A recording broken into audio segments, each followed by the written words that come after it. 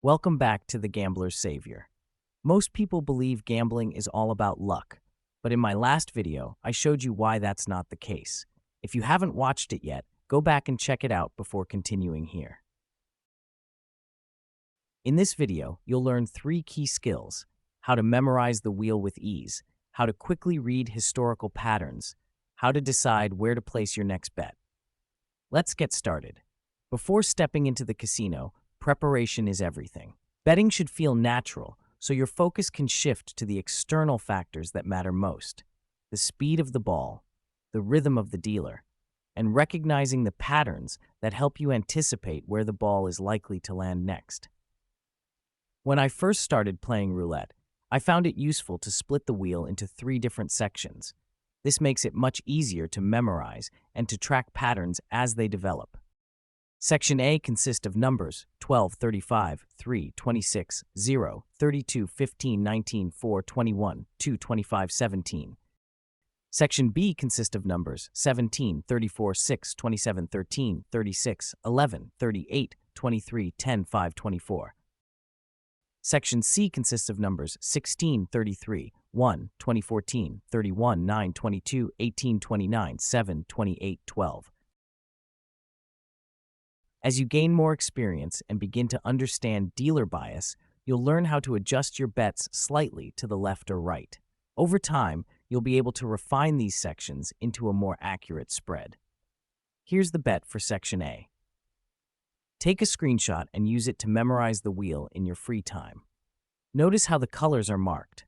The darker colors highlight the core area where you expect the ball to land. The lighter colors represent your spread, the natural variation in where the ball could bounce. Here's the bet for Section B. The same rules apply. Darker colors show your target zone, while lighter colors cover the deviations. And finally, here's the bet for Section C.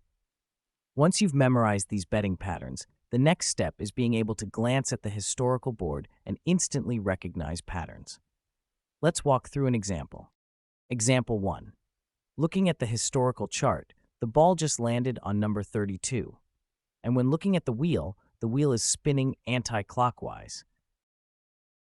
This means that the ball was spinning clockwise from number 8 to 32.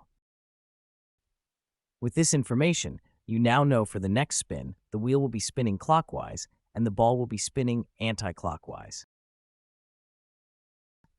What you want to do next is to categorize the spins into clockwise and anti-clockwise.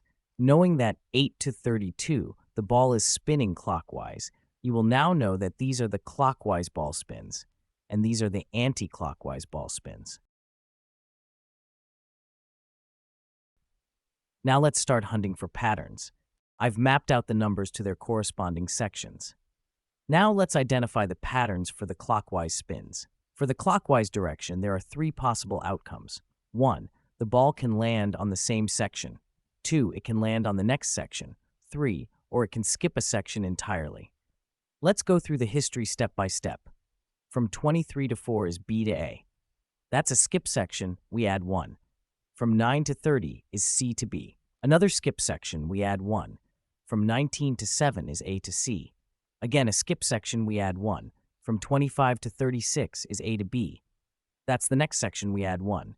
From 20 to 12 is B to A. Another skip section, we add 1. From 8 to 32 is B to A. Yet again, a skip section, we add 1. So when the ball is spinning clockwise, we can clearly see a bias towards skip sections. That means on the next clockwise spin, your best bet is to place your chips on the skip section. Which is to say, if you see the ball is at Section A, you bet on Section C. If the ball is at Section B, you bet on Section A. If the ball is at Section C, you bet on Section B. Now let's work on anti-clockwise direction. Let's go through the history step by step. From 4 to 9 is A to C. That's a next section, we add 1. From 30 to 19 is B to A. That's the next section, we add 1. From 7 to 25 is C to A. That's a skip section, we add 1. From 36 to 20 is B to B. That's the same section, we add 1. From 12 to 8 is A to B. Another skip section, we add 1. So when the ball is spinning anti-clockwise, there are no specific bias. Therefore, you only bet when the ball is spinning in the clockwise direction and not when the ball is spinning anti-clockwise. Example 2. Looking at the historical chart, the ball just landed on number 18, and when looking at the wheel is spinning anti-clockwise. This means that the ball was spinning clockwise from number 6 to 18. With this information, you now know for the next spin, the wheel will be spinning clockwise and the ball will be spinning anti-clockwise. What you want to do next is to split the ball spins into two categories: clockwise ball spins and anti-clockwise ball spins. Knowing that 6 to 18, the ball is spinning clockwise, you will now know that these are the clockwise ball spins, and these are the anti-clockwise ball spins.